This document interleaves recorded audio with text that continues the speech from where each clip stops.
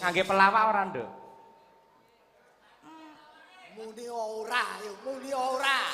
Nggih mawon. Nah, Nggih. Nggih, pelawake Mas Gareng, nggih, Palur. mangsaku grup iki panas. Bismillah sik.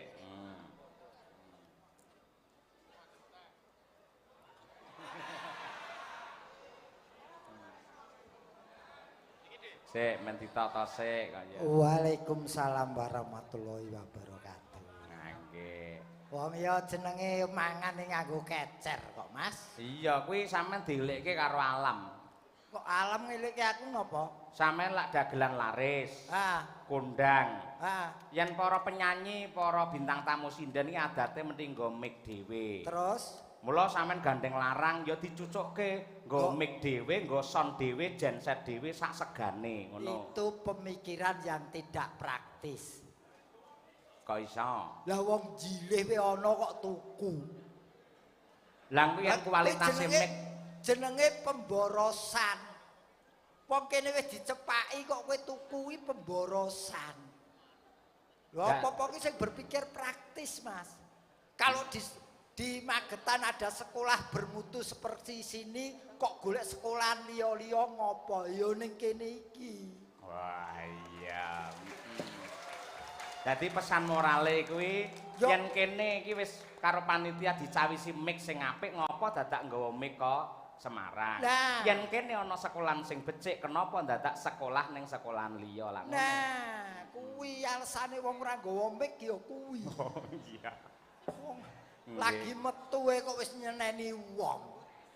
Ora saben-saben sampean tampil sawise joget gending suwuk ki mesti yen aku luk salam para penonton kabeh ngenteni mergo wis udakara 3 taun kangen karo suaramu mergo anane pandemi. Aku percaya para penonton sing lenggah mesti do kangen karo sampeyan. Nggih napa mboten, Pak? Lho, ya wong jane iki aku ki wong ora adoh, Mas. Nadyan omahku ki Semarang ning aku ki jane karo wong kene ora adoh, mergo aku duwe wilayah ning kene. Maksude? Aku kuwi duwe wilayah ning kene, gorang-garengnya mbek sapa? Kae gorang-gareng ki wekku. Bose aja ngawur lho. Gorang-garengi sak urunge sampean lahir kono wilayah kono jenenge wis gorang-gareng lho. Bose, nah saiki tak takoni, gorang-gareng ki masuk wilayah ngendi? Magetan. Magetan iki provinsine apa? Jawa Timur. Jawa Timur ki negara. Sak ngertiku kok luar angkasa kowe. Kok wong setiap warga negara duweni negara Indonesia. Mula wajib membela dan mempertahankan wilayah Indonesia. Hebat. Lho ngono, wong kowe kene iki lak daerah arit to? Arit. Daerah Bendo. Lho Bendo karo arit ki apane? Kaya padha gamane kowe kok. Gethingku ini mending ngangge plesetan kaya ngono kuwi ora. Aku ya gumun lho. Tulisane Bendo. Ning macane benda iki angele basa Jawa nggon kene iki. Kaya tulisane Joko ning macane Joko. Tulisane Eko ning maose Pak Eko. Ngono kuwi. Mula kari keluwesane cara mengucapkannya. Bener. Iki keluwihane basa Jawa tulisan Jawa nggon kono kuwi. Iki sepisan yang ngaturke selamat untuk SMKN 1 Bendo Magetan yang telah berulang tahun ke-21. Semoga semakin maju, semakin jaya, semakin mengembangkan potensi yang ada. Amin ya rabbal alamin. Ya aku lagi sepisan iki lho weruh sekolahan kok duwe hanggar motor mabur ya iki. Apa? Iki lak kaya lanut kono ki hanggare ya semene-mene iki sine motor mabur iki padha iki. Iya ki hall jenenge. Adate nggih kegiatan bersama, nggih olahraga mapane ya ana kene iki. Nggih. Niki luar biasa jarene iki ya hasil karya dari murid-murid sini, Mas. Betul. Artinya sing nandangi, sing merancang juga dari sini mung ya dibantu para ahlinya. tur hebate SMK 1 Bendo ki Mas Gareng. Nggih. Pancen yang dituju adalah satu yaitu prestasi, prestasi dan prestasi. Mula ora nyawang bocah utawa siswa iki saka anake wong sugih utawa wong miskin iki ora peduli. Ning sapa sing gelem disiplin, bekerja keras dan juga berprestasi, itulah yang akan diangkat mergo sing jenenge bocah sekolah ana SMK 1 Bendo kene. Nuwun sewu, sama sekali tidak dipungut biaya sepeser pun. Lah kuwi. Pemikiranku ya padha ngono kuwi, Mas. Piye? Aku lak ya paling ora sithik-sithik ngerti bab sekolahan. Betul. Wong aku ki ditimbali piyai sekolahan karepku ya anggarane tak pres-preske to. Wong sing nyeluk ki sekolahan anggarane tak pres-preske. Bareng tekan kene geloku setengah mati, Mas. Kok iso gelo? Gelo jebule sing duwe gawe sekolahan ning sponsore ana Daihatsu, Panasonic. Kuwi sponsor kuwi. Iya. Toyota. Nggih. Ning ya ora apa-apa, kabeh mau ki pendukung sekolahan bisa maju yang didukung para pihak swasta seperti beliau-beliau ini. Iki nuwun sewu ngendi SMK? SMK, Sekolah Menengah Kejuruan. Wis ngono tok. Heeh. Cah TK iso jawab ngono kuwi. Ya. Lah nek kanggone Gareng SMK ki piye? S kuwi sistem pembelajarannya berbeda dengan SMU. Nggih, dirungokke. Sistem pembelajarannya berbeda dengan sekolah menengah umum. M menitik beratkan kepada teori dan praktek. Betul. K keterampilan skill lebih diutamakan. N nantinya bila lulus siap pakai. Oh iya, buktine nganti tekan Jepang barang kuwi ya. Nah, iki ulang tahun kaping pira? Ke-21. Kowe mau menerjemahkan apa 21? Dua ki antarane guru karo murid harus satu sinergi untuk prestasi Indonesia. Heeh. Kuwi. Terus? Ya kuwi mau. Dua ki antara guru karo murid ki lak loro. Heeh. Terus menjadi satu tujuan sekolah desa rasa kota prestasi untuk Indonesia. Saya tak takoni 2 karo 1 yang dijumlah piro? Telu. Itulah tujuan utama SMKN Bendo sini iki. Telu ki upamane? Telu itu menciptakan manusia yang ber-IQ tinggi, ber-EQ tinggi dan ber-SQ tinggi. SMKN. Ampun dikeploki riyen. Artine apa? Ber-IQ tinggi itu artinya berintelijensi tinggi dengan kepintaran yang luar biasa. Ber-SQ tinggi itu spiritualnya utawa apa jenenge ibadahe menurut agamane ya top markotop.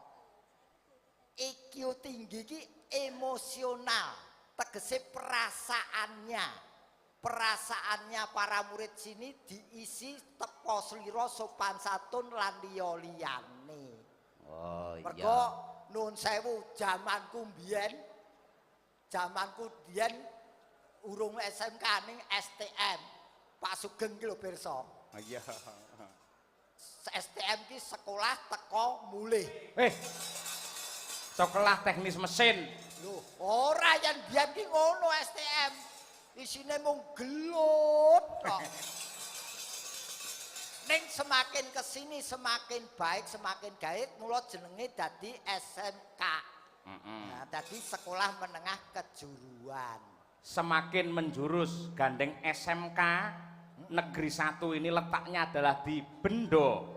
BEN. Sekolah kowe ora takon lho, kowe iso takon ngono. Neng ngendi-ngendi sing jenenge Gareng itu kan menjabarkan huruf dan suku kata ngono kuwi. Oke, saiso-isoku ya Ki. Iya no. B. Bapak Kepala Sekolah seperangkat dan para alumninya malam hari ini mengadakan keramaian. Oke, mengke kajenge turu sik, Pak.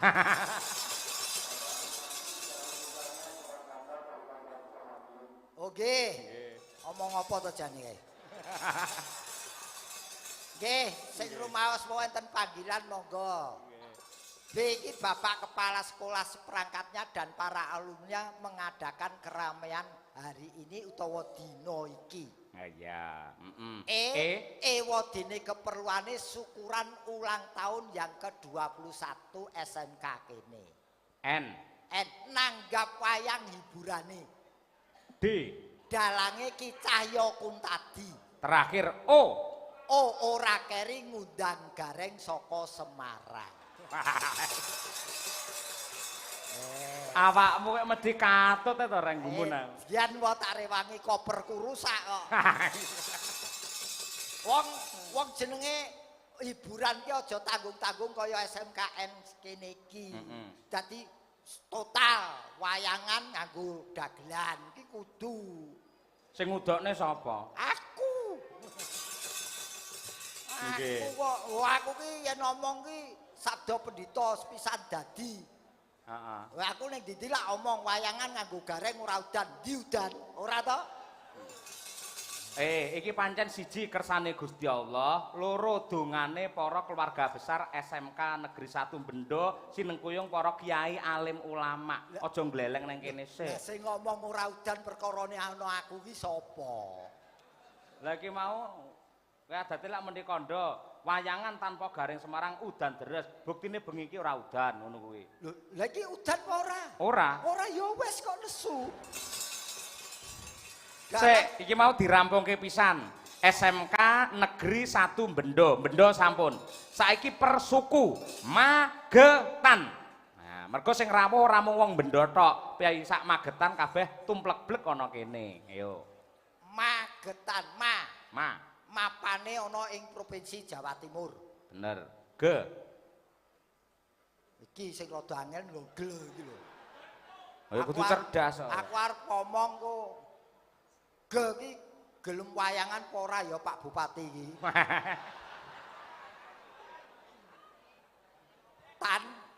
Tanpa wayangan masyarakate gelo lho, Pak.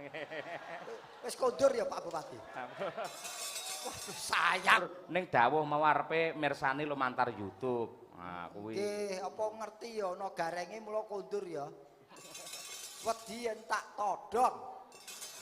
Apa kowe sok nodong Pak Bupati ning Wah, wong malah sadurunge ngasta Bupati Pak Prawoto kuwi wis karo aku wis ngene.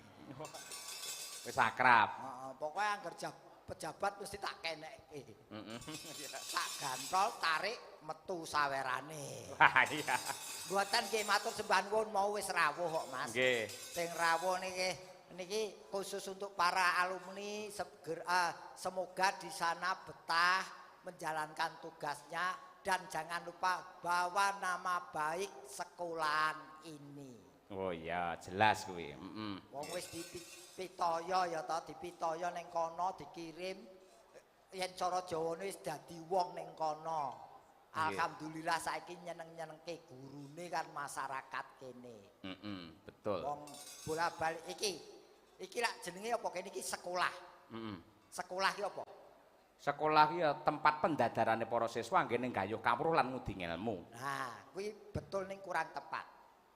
Nek kanggomu sekolah piye? Seki sebagai tempat untuk mencari ilmu. Betul.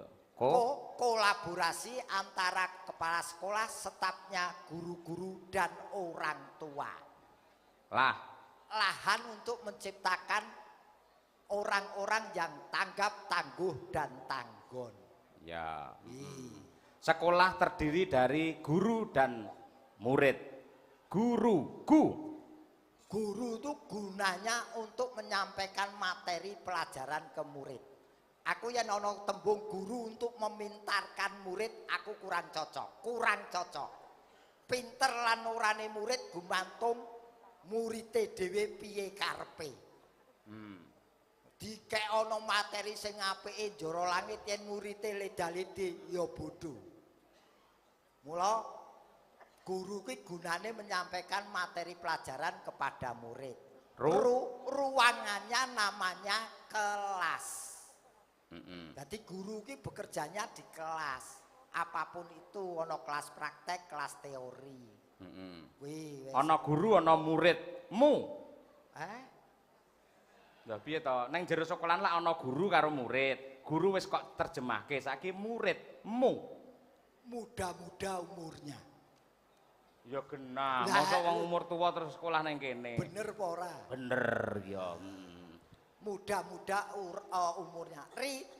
Ridho orang tua itu perlu sebelum menuntut ilmu di sekolahan. Wah. Jadi iya. setiap berangkat sekolah yo njaluk pengestu, ya perlu cium tangan orang tua. Ridhone orang tua itu baku. Iya. Ngono. Murid apa? ki padha karo siswa utawa siswi. Yen siswa ki murid-murid kakung, yen siswi murid-murid sing putri. Rak ya ngono ta, Reng? Saiki tak takoni bedane apa siswa karo siswi? Siswa ki murid lanang, siswi murid wedok. Kleru. Yen siswa karo siswi iki bedane yen siswa bakal entuk bea. Oh iya. Ora enak ya beasiswi ya. Ora ana mula lanang wedok saiki ganti siswa kabeh. Iya. Kok siswi ra entuk bea. Nggih. Niki mung otak-atik gathuk mawon, Mas. Nggih. Dadi wong nggon sekolahan ki ya paling ora skill atau kepinteran yang kita keluarkan. Nggih, leres. Malah menika dipun sengkuyung sepenuhnya oleh Dharma Wanita SMKN 1 Bendo Magetan sing kepareng ngersakake lelagon Siir Tanpa Waton. Niki Mau minangka pambuka wis diaturake. Nggih. Wah, jan niki luar biasa nggone wong pinter kumpul dadi siji temriki penggemar wayang tumplek-blek bengi niki. Nggih. Pun suwe mriki mboten enten wayangan, Mas. Betul. Niki pabrik gula Gurang Gareng mohon pun 2 tahun mboten wayangan. Ora mung Gurang-Gareng, kabeh pabrik gula 2 tahun ra wayangan. Mula kok hidupnya semakin pahit. Mas Gareng, Dalam yo, iki ada salah satu waranggono yang menjadi kesayangan Pak Kepala Sekolah. sinten, Mas? Nenggih Genduk Umi Hafifah.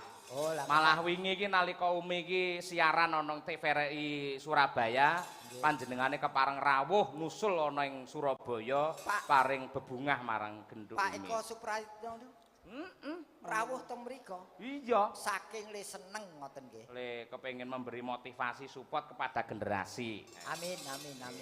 Ya Nduk, Lare kancanana Pak Gareng Semarang dikurmati nganggo tembang lawas cublak-cublak suweng. Dados.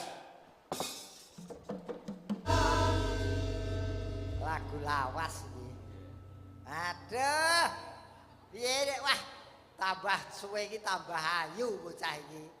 Mula ya akeh penggemare iki ya lumrah. Piye kabare, Nduk? Alhamdulillah sae, Kong.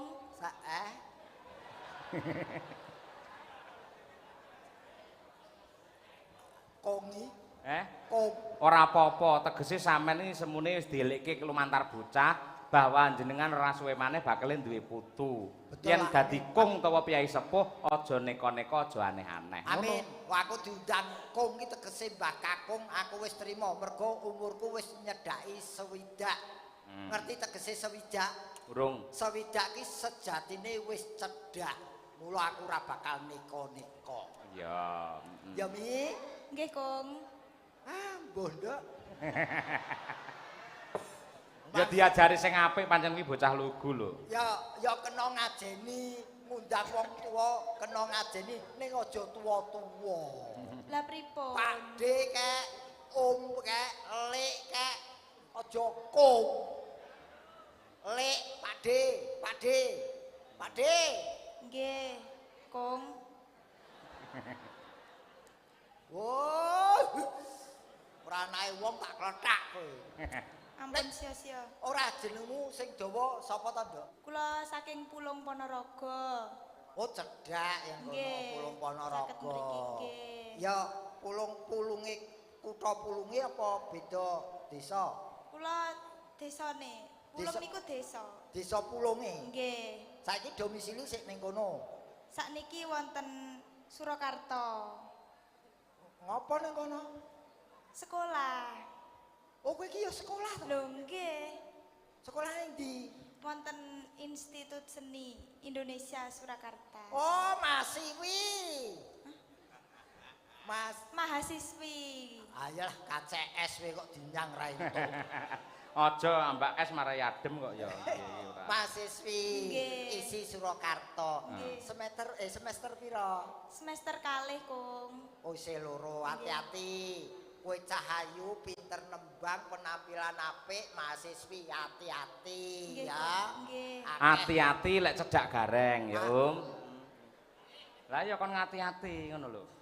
Yo ngati-ati ki tak kon jaga diri ya. Nggih. Ya cedak aku malah aman, aku wis ora tedas kok. Ya, Nggih, Kong. muga-muga dadi sarjana sing apik ya. Amin, pangestunipun. Cita-cita kepengin duwe bojo apa? Kula sak paring-paring. Kowe iki golek bojo apa ngemis? Ate sak nek maringi ngoten lho. Pancen ning kabeh iki kudu duwe target, aja sak paring-paringe. Oh ngoten. Berusaha dulu baru pasrah. Usaha urung kok wis pasrah. Kula pengen dipek Heeh. kula pengen digarwa bupati. Siswa budaya akeh. Malah bupati toprak ora. Ya ora apa-apa. Sapa ngeriyen pancen rezekimu. Lah nggih. Kok terus dipek dipundhut garwa bupati, sapa ngerti ya. Lah nggih to. Lah sebutane Ibu Bupati Umi. Lah nggih. Waduh, terus ora nyinden kowe engko. Nggih nyinden kala-kala.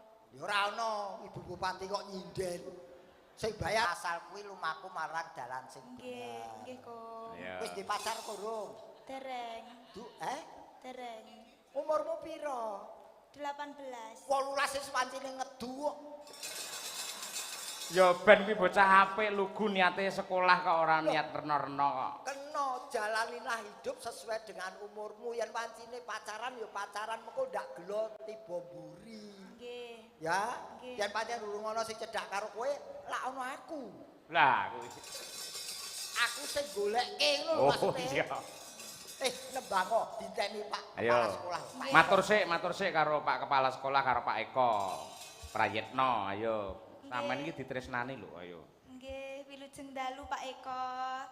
Kula ngaturaken panuwun panjenengan sampun kersa nresnani kula Pak Eko. Panjenengan sampun kroyo-royo anggenipun tresnani kula ngantos manjeri duren sampai ten Surabaya lho Pak Dalang. Lah iya to. Lah nggih tindak TVRI. Sinden iki dipajeri duren Nggih. karo Pak Eko. Nggih, duren sak kerdus ngoten, Kong. Kowe ya gelem Purun. gagas. Lah kuwi tandha katresnan kok piye to? Iya Matur ya nuwun, Pak apa-apa. Eko. Mugi-mugi panjenengan sehat selalu. Ambak jenengan badhe pensiun. Nggih, tetep Tetep apa? nanggap wayang. Oh ya. Tetep apa? Nanggap wayang, Pak. Oh iya, amin. Bintang tamune kula. Ngangge pelawak ora, Nduk? Muni ora, yo muni ora. Nggih mawon. Nah, Nggih. Nggih, pelawake Mas Gareng, nggih, palur. mangsaku grup iki panas. Monggo wis ngene, kanggo ijole duren Nggih. utawa Pak Eko kroyo-royo tindak ning Surabaya kuwi saiki nembang. Nggih. Ning jalukku ora mung kanggo panjenenganipun Pak Eko ning ya sing mirsani bengi iki. Nggih. Kabeh dibur. Nggih. Bintang tamu kok seragame padha karo ora tamu. Lah kula bintang tamu amatir kok. Oh bintang tamu ki ono amatir barang kok. Lho bintang tamu ora perkara kostume no, ning perkara karyane no, Reng. Betul ya kesenengane kok. Nduk, ngene gandeng sampean wis ditresnani karo Pak Eko lan keluarga besar saka SMK Negeri 1 Bendo. Nggih. Saiki gandeng ning sekolahanmu lak diajari gawe maca pat, gawe syair, gawe cakepan to. Nggih, Pak. Ayo spontanitas utawa kowe gawe yo sing enek hubungan tumbendo. Nggih. Tembange apa pamane? Iya. Asmarandono Semarangan. Asmarandono Semarangan. Ya, Iki ngrenggo babakan SMK 1 Bendo lho ya. Nggih. Oke, siap. Ya coba diaturke. Sekolah yang berbudaya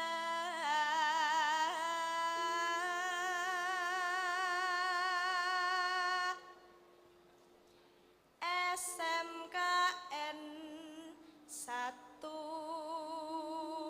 Bendo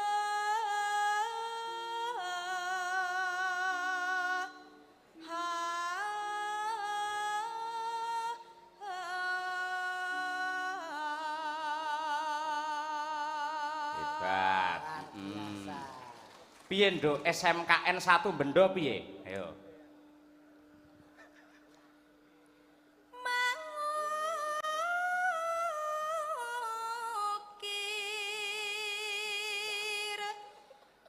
Sejarah indah.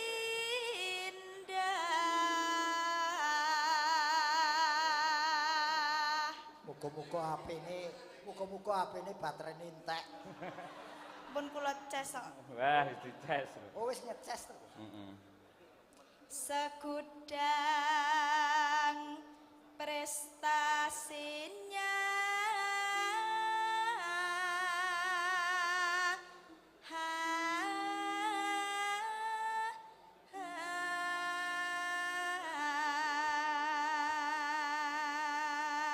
Segudang prestasinya engko ditampani dangdut nyilih guru hebat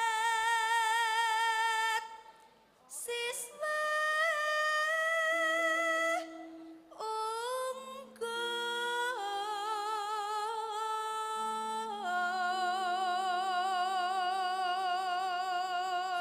Anu ukara iki balenono kalimat iki gen cetha. Guru hebat siswa unggul. Oh, guru hebat siswa unggul. Terus ke? Mengharumkan Nusantara.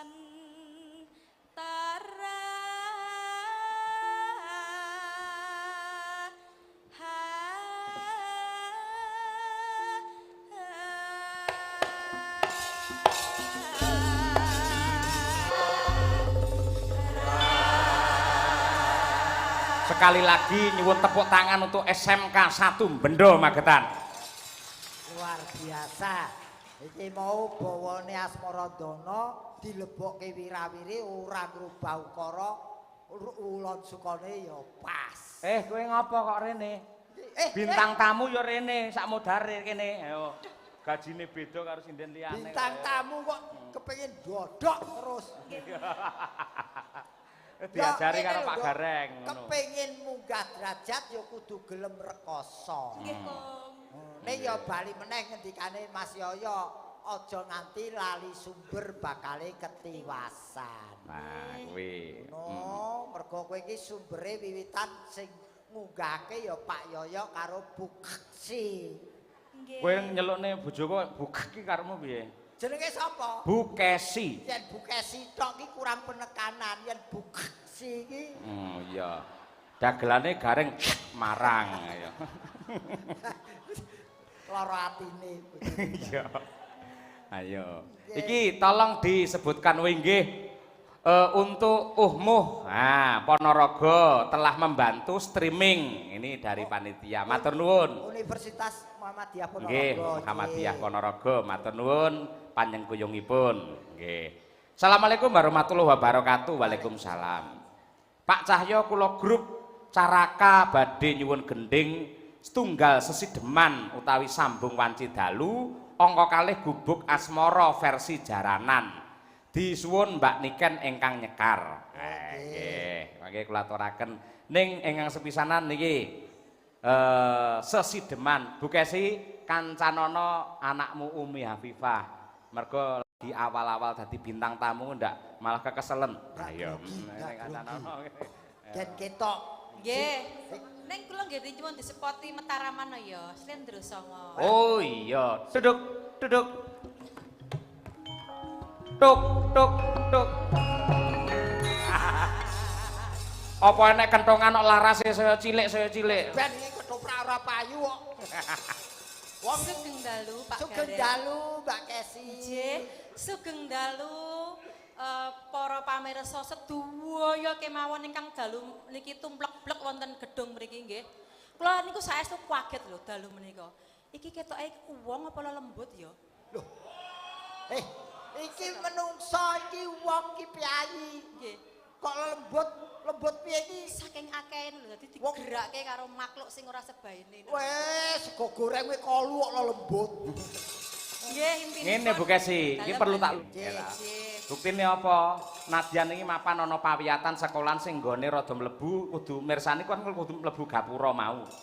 Ning parandene merga para pamirsa, para penonton litresna karo kabudayan, mula ora neh ora mokal kepareng nyengkuyung nganti semene akeh. Ini sebagai bukti adalah penonton Magetan adalah salah satu promotor lestarinya budaya wayang Indonesia. Leres Pak Dalang. Kene iki pedomane siapapun dalamnya, yang penting dagelannya gareng. Nggih, mboten napa-napa. Ning jangan lupa sekedhi kula badhe matur Pak Dalang, nyuwun sewu Bapak Kepala Sekolah lan bapak-bapak ibu-ibu sedaya. Sampeyan ngerti ra? Awake dhewe iki ditanggap ning sekolah ya, SMK Negeri 1 Bendo. Terus sekolah ini adalah pawiatan, tempat pendidikan, tempat menempa ilmu. Betul. Ngerti gak? Sekolah sing ngadeg berdiri pertama kali di Indonesia itu sekolahan apa? Yang ngerti, heyo. Iki tak bedai. Sekolahan Budi Yang Utomo, Budi Utomo. Oh salah. Ya Budi Raharjo. Duduh. Budi Le. Senes. Jadi jangan pernah kita lupa nyuwun sewu bapak-bapak ibu-ibu. Ya. Ada yang namanya pahlawan pendidikan yaitu Ki Hajar Dewantara yang mendirikan sekolah pertama kali di Indonesia inggih menika naminipun apa Pak, Bu? Taman Siswa. Nalika kula SD riyen nate cerdas cermat. Nah, kula niki salah satu bedhekane nggih menika pendiri sekolah pertama di Indonesia adalah Bapak Ki Hajar Dewantara.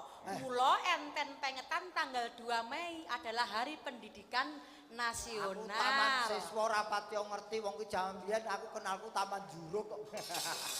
Lho ampun ngoten, ini untuk membangkitkan spirit atau semangat kita generasi muda bahwa yang namanya pendidikan itu tidak lepas dari akarnya, dari pondasinya, dari yang pertama kali menjadi pelopor. Betul, sehingga betul. menjadi sekolah-sekolahnya berkembang di Indonesia seperti ini, maju seperti SMK 1 Bendo ini, itu karena tadinya dimotivasi, dispiriti, didasari oleh taman siswa. Betul, ning berdiri ngomong-ngomong sik bintang tamu kok deprok. Ayo. Ayo, saya kita bedai ya Pak, dia cerdas cermat toh.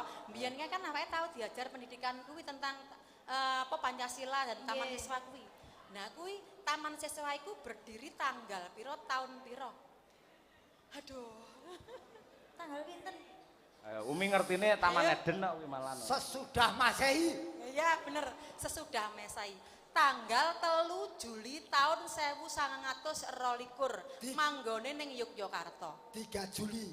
Ya Nah, bener, 3 Juli. Jadi awake dhewe perlu berterima Ibu Guru sedaya. Nggih? Nah, itu untuk mengenang sejarah. Jas merah ojo nganti lali sejarah. Ya, ora ana jas merah, onone beskap ki lho. Ning iki bener sing diomongke Bu Kesi.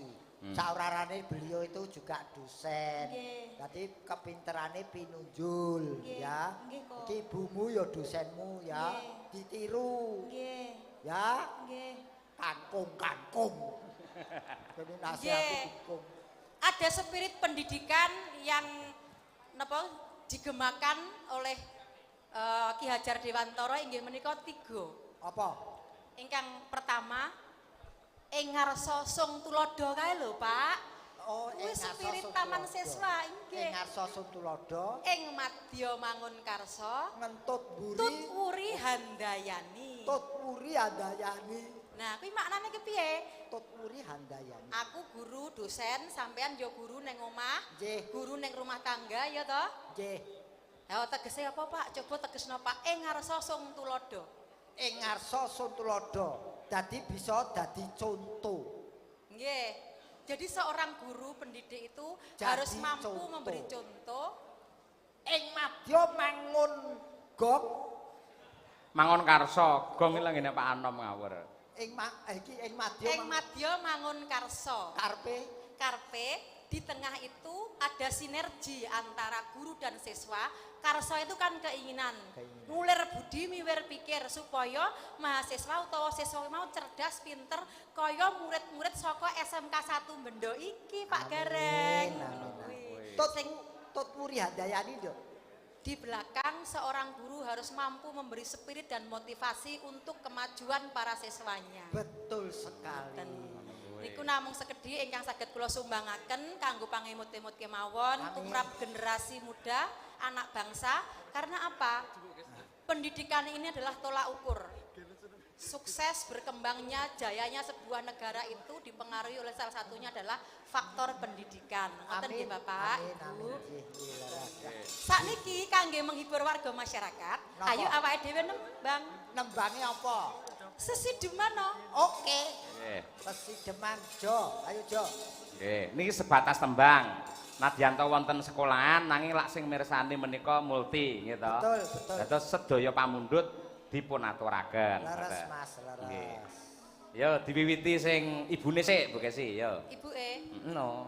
Nggih, Pak Dalang. Aku manut bengi iki kan sampean kan dadi bosku. Senadyan ning omah bojoku ning bengi iki bosku. Senadyan aku mang yo mbok lolokke yen aku yo tak terima-terimake. Ya, coba ning omah mbok kremus. Iya. Yo. Ora nyawak. Iki ketoke lungguh, sejatine ngadeg.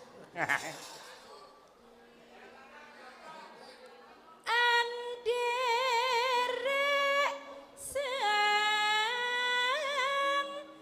peki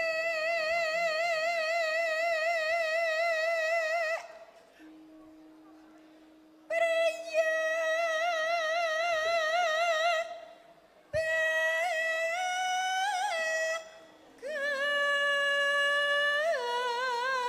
bagus kang olah budaya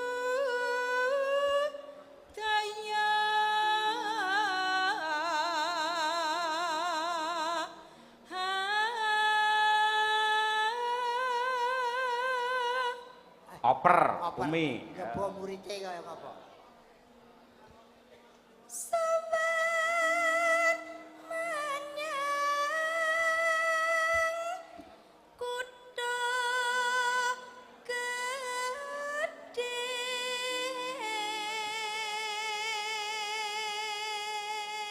Sing kok pawiyatan. bendera terus kayung nyan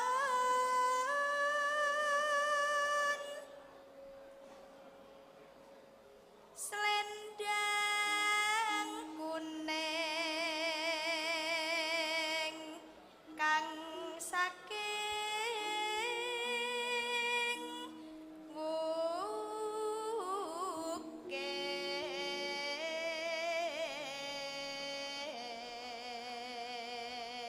wukir Oper, Bu Kesi. swara kurang permana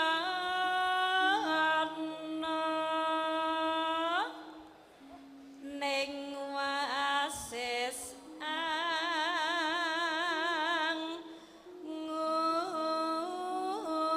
angung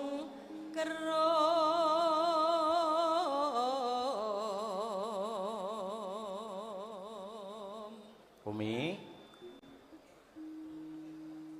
angung rom marang bendera tiasu lestya pijer ngincangake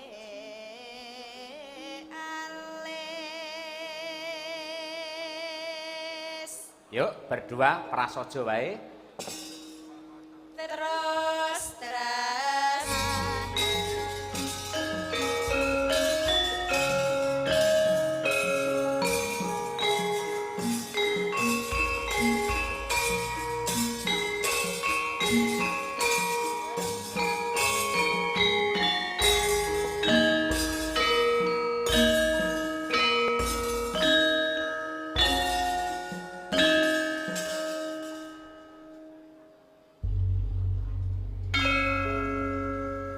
Bu Kesi, tarik. Yuk. luweh becik patene Terima kasih. Matur nuwun Bu Kesi. Sami-sami Pak Gareng. Umi kena lenggase, iki Ayo, genti ayo. adikmu genti iki. Bintang lugu lungguh meneh. Iya. Nyuwun pelok Mas Dar. Sadar. Genduk Niken Darmadi. Salindri. Daryanto. Oh ya iya adine Darmadi. Ora. Yo Niken Salindri disupati bareng yo. Nangis sajroning atiku. Iya. Pireng. Ngono kuwi. Astagfirullahaladzim. Gerake iki kreatif, energik ngono kuwi rek. Iki wis di SMP kaya ngene mahasiswa iku ora ngentekke panggung kowe. Polahmu iki lho. Polahmu sosok kecer rono, kecer ini. Masa kecer, Pak Dik? Ndak ana sing kecer. Mau kecer tak kelumpukke ning pojok ngono lho. Endi apane sing kecer apane? Polahmu ki ya bener ning ngene iki sejarahne menyesuaikan iringan. Ah iya. Gandeng iringane kaya ngono sing ngendangi ya giras, sing joget ya giras. Kuwi Ning kuwi mau kendangane kurang cepet. Itu memperlambat tempo. iya, itu kurang- masih secara umum itu masih tingkatan tengah. Kudu luwih cepet meneh. Iya. Dul. Sapa iki dul mani? Iso gak sih Mas sing rada cepet ngono, Mas? Cepet yang perlu Masa 100 ngerti? km per jam. Ayo. 100 km per jam. Ken, kowe Halo. nantang-nantang kono kuwi iramane cepet tenan kowe mengge-mengge lho. Oh, SMP kok pada kituwekan. Kowe ngece. Ngene kuwi kudune ra ngono. SMP kok padane tuwekan ngono kuwi. Loh, kono ki terus rene. Loh. Lek Pak Dik Gareng paling ya ora iso. Loh. Aku kok kon joget kaya ngene kok. Iso? Ora. Piye sirmu piye Ken? Sirmu piye? Iramane kon rada. Iramane itu kurang sesek. Yen Wow. kowe iso sesek ora iso ya. Antara 1 sampai 10 itu tadi masih 5. 5. Yang iki mau urung sesek lagi asma. Ayo. Saiki Malah sesek. penyakit ora. Neng ora apa-apa ki mau introne wis terlalu dawa. Eh? Nanti lagi. Iki ra sida cepet. Ora sidong aku cek menggeh-menggeh. Iki manusiawi yo. Iya. Nggih, kula ngaturaken sugeng dalu selamat malam. Iya ning lirih ae. Kok berbeken aku ora. Lah niki mike pun adoh jane. Heh? Nggih, selamat malam Pak Cahya. Iya nduk, selamat malam. Kareng Pak, kurang ngomong. Aja wingi bar mili lho. Oh iya, carry bae. Tua-tua carry dulu nggih. Iya. Nggih, pripun pawartosipun? Alhamdulillah saya. Alhamdulillah sae. Sehat. Wah, dangu mboten kepanggih keuangan. Nyapa? Salim riyen. Heeh.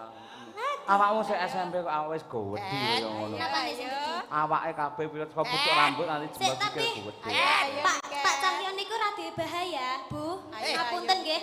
Niku wau kan ngomong kok malih gowedi ngoten awake nggih to. Tapi sing disawang duduk awake, Bu. Lah apa Bunduk? Niki, Bu.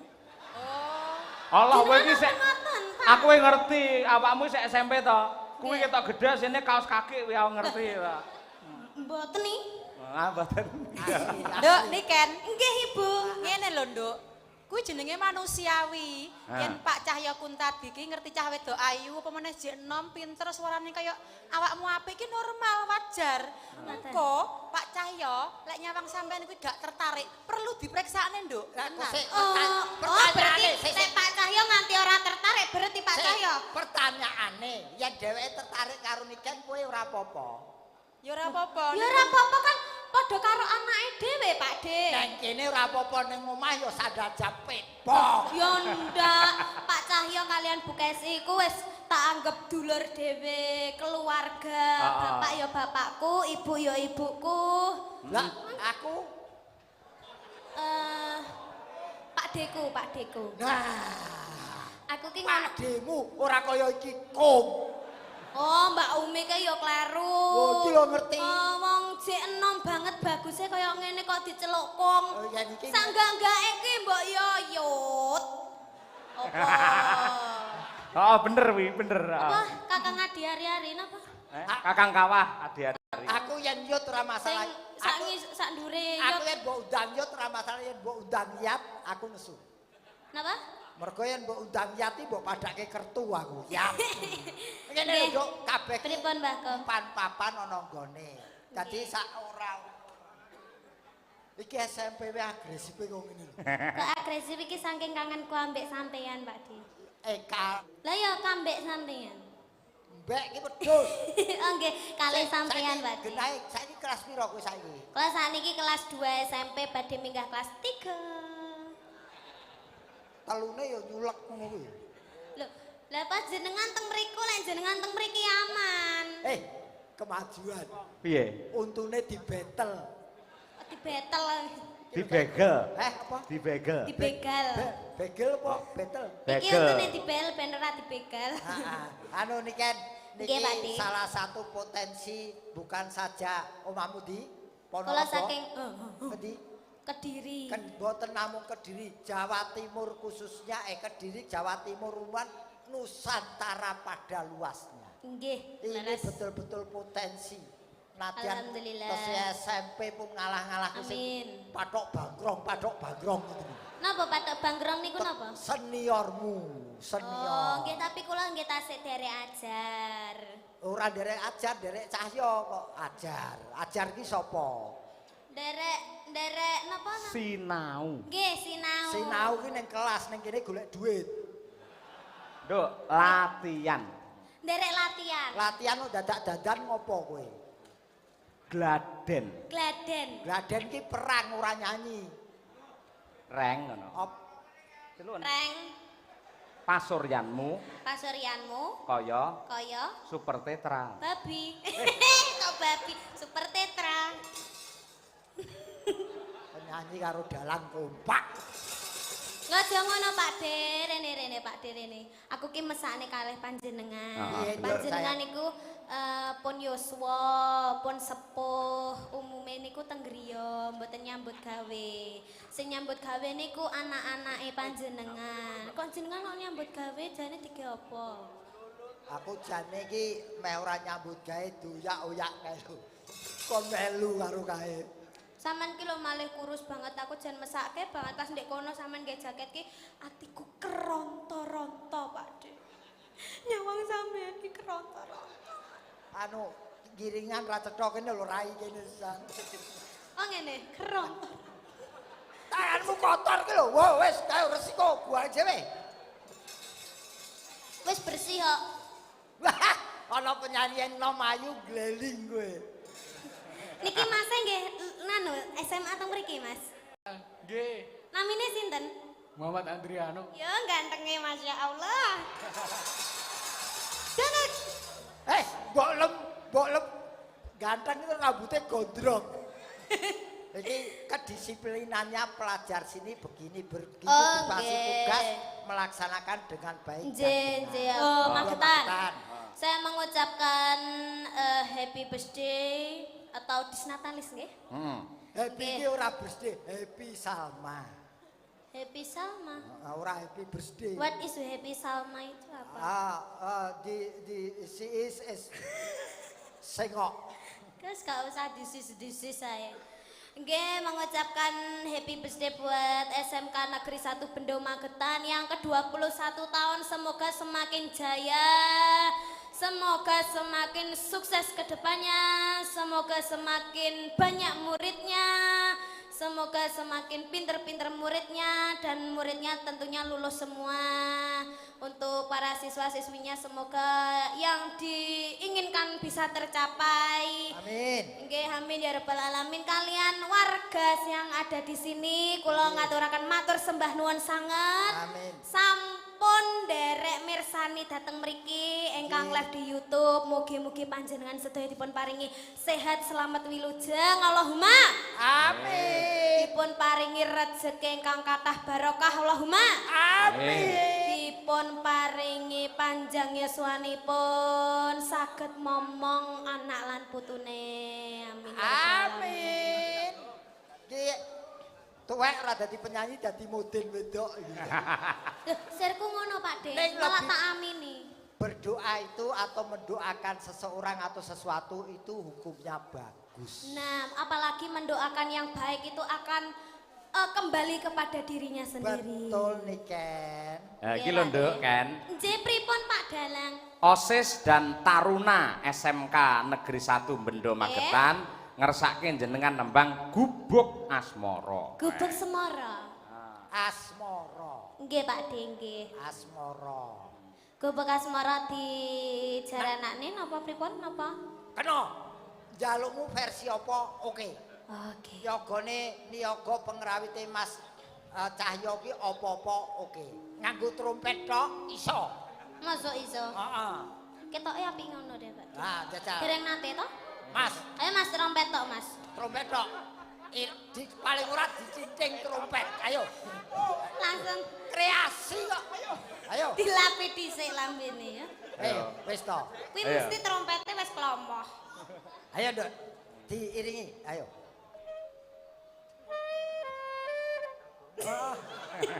Apa? Seno anune no, apa kuwi bawane sik no, Bawa. pucunge no. Oh, bawa riyen. Dicincing, Yo, dicincing trompet. trompet, dicincing trompet. Bawa cincing trompet. Oh, kok kaya sepur lewat to kowe iki? Neno.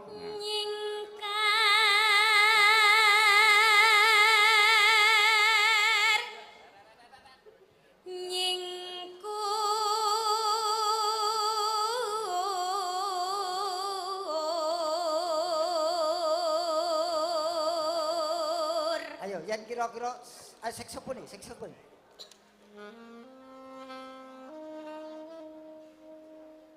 Ngoni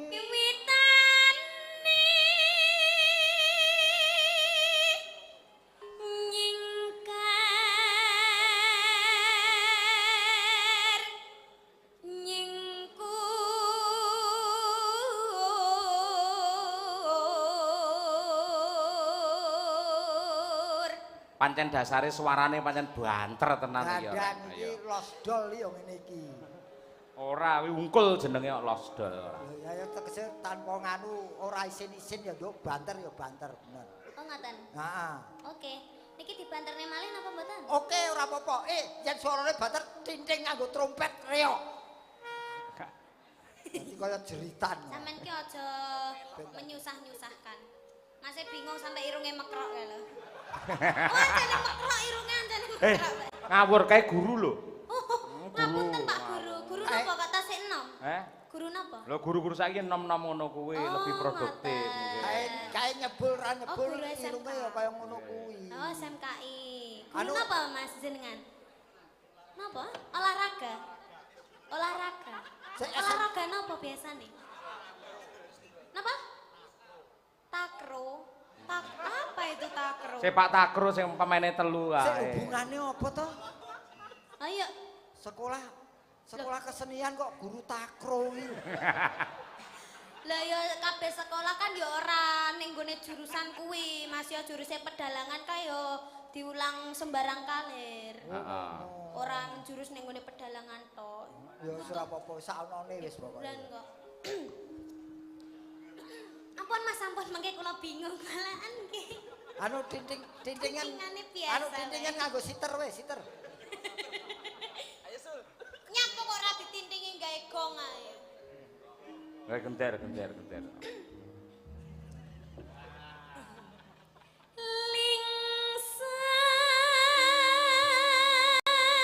Lingsep yen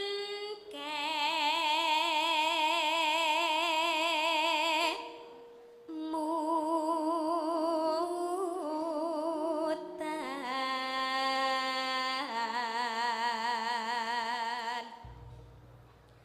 lala kang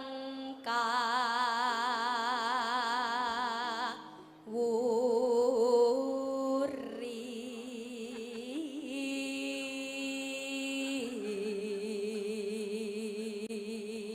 Setya. Murah. Tresno. tresno tulus senadyan ning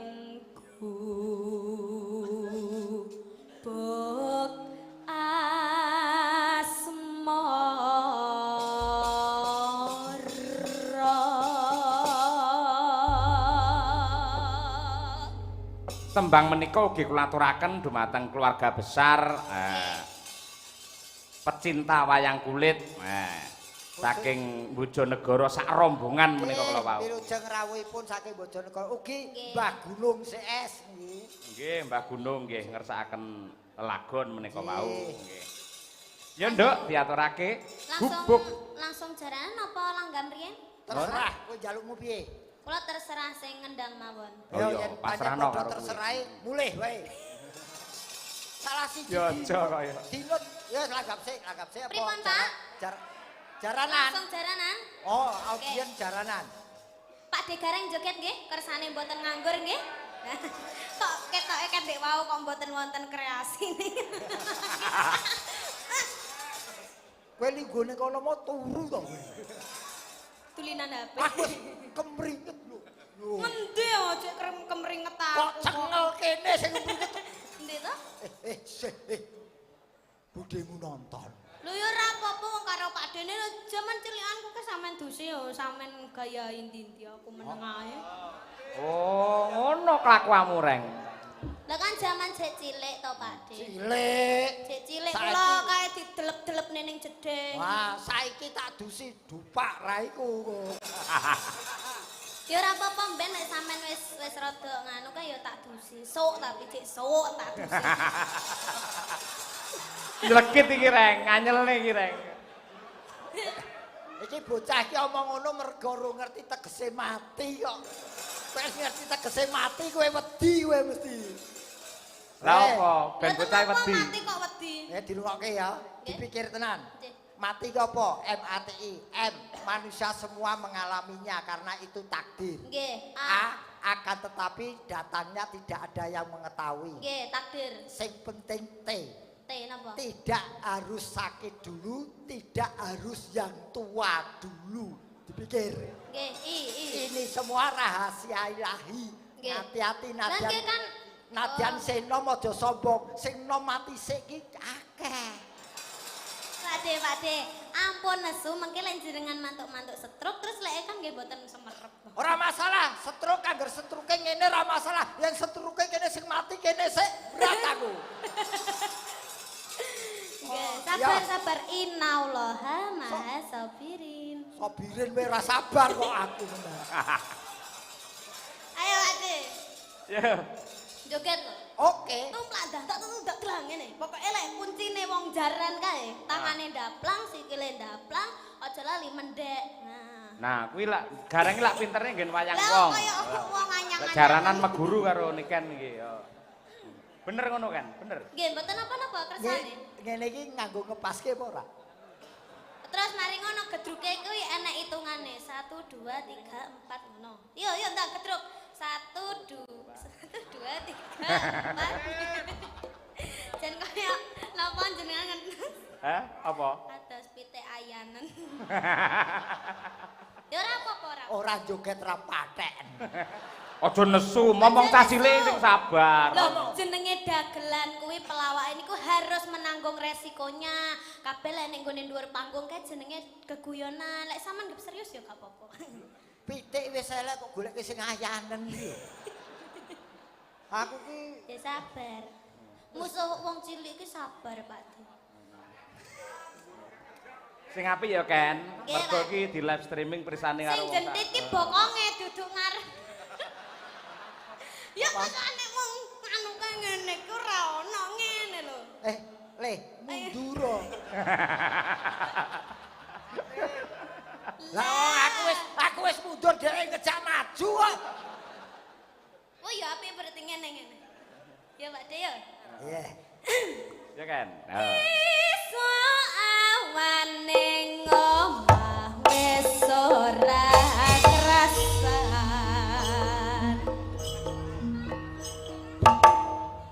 Heh, Pak De iki piye to jane iki?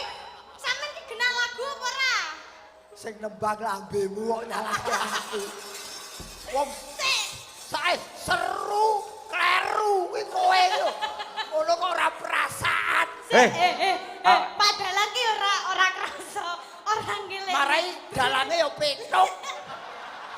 Ora, lah aku sing tak apalke lakon renorno babakan tembang lah ya kowe kuwi. Oh, kok nyalahke aku. Tak tekane. Nyapa? Niki wau kula nyanyi napa? Udang kuning. Iya, Oh, kowe bener, tok. berarti. Sing koclok ora mung kowe tok, sing gendang jaipong ngono ya tungtak dang, tak dlondong. Ngono ya ngono lho. Kudune hop ora. Aku ya gumun Pak Eko yo nanggap wong kocrok kabeh.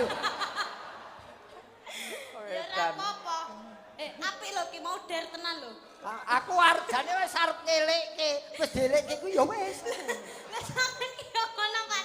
Aku ngomong isu awan ki sampean kok yo joget-joget. Aku kan harus ngene delekke ora iso kok. Tani to kowe. Wangsane. Wong kula mawon watuk nggih salah kok. Wong iki mburi lak dalang kabeh, ngono blas ora nek sing ngelikne. Wah kowe iki lak gur Malah nembak. kowe kleru meneng dhek malah. Ayo kono, ayo kono. Kowe iki gur nembak, gur suluk, kleru aku bojo kowe tau kleru kok. Kleru lek kowe ora. Heeh. Ya kan? Yo. Yen liwat aku kelingan. Wah, apik tenan iki. Iki mau jogetku komplit tuh. Jaranan, dadak merak, terus iki mau terakhir sing wong wedok joget-joget ki apa tuh? Napa? Sing wong wedok joget-joget mbak jaran iki jenenge apa? Jatil. Jatil. Jadi komplit ki mau paket komplit pokoke. Paket komplit. Heeh. Ah ya menggeh dhuwur. Oh, sama wis menggeh-menggeh. Heeh. Oh, itu namanya efek. Iki anu kayak ono napas buatan. Napas batane pripun? Wah, ra tau melu PPKN kowe. Golekno kompo. Lah kok PPKN kula yang mboten nate sekolah. Lah ya ki bocah. Saking larise kan sekolah Amin, kadet. amin. Boleh berkarier tapi sangu sekolahan kudu nduk. Oh, ngoten. Nggih, boleh Pak Des, ya.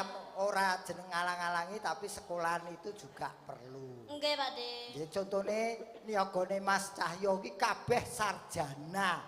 Kabeh ana sing S2, iki ana sing dosen.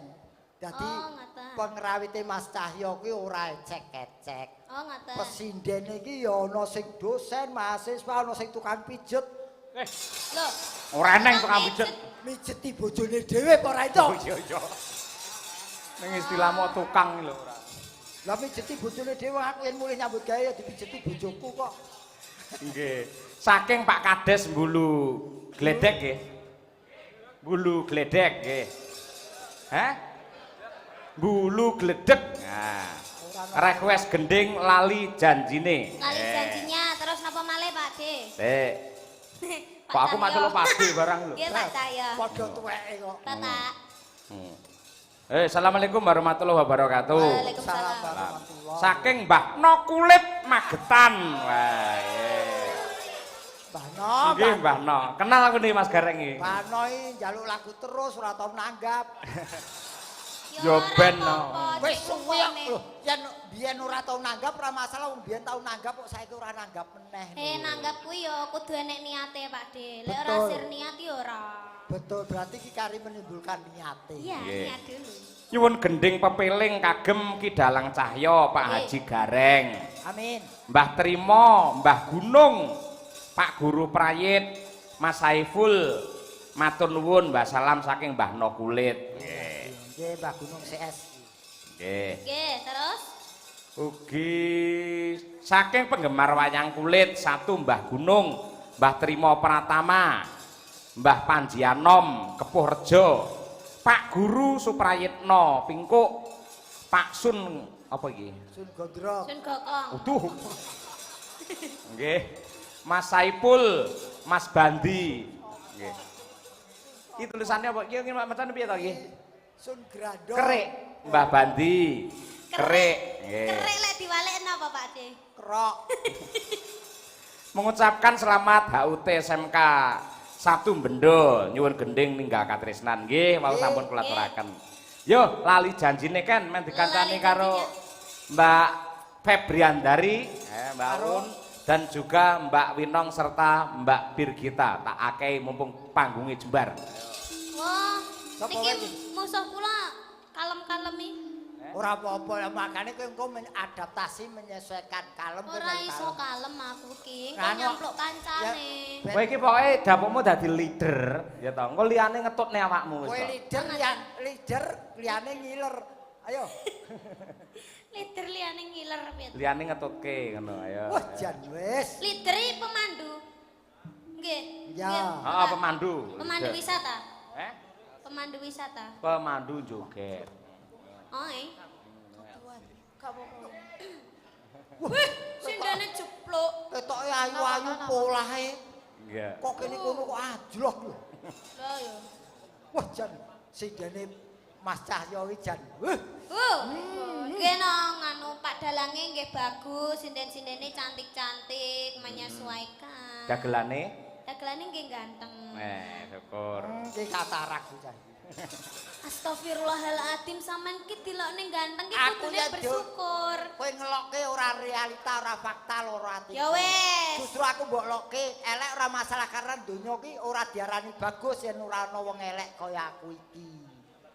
Tapi bojone sampean kok gelem ya, Mis? Loh, mendem kok. Weh, Wong gelem ki ora perkara rupa, katresnan. Mendem katresnan. Oh, berarti cinta itu tidak memandang Wajah. tidak memandang harta. Hanya- Cinta itu hanya tulus di hati. Sok ben tak ajari kowe sik SMP ora perlu ada-ada ya. Loh, tapi aku lek babakan Ngono. ngono kuwi ya lumayan ngerti. Oh ya. Wah bahaya. yo. Digemparkan SMK 1 Bendo dengan Lali Janjine berpacu dalam melodi. Ya yuk.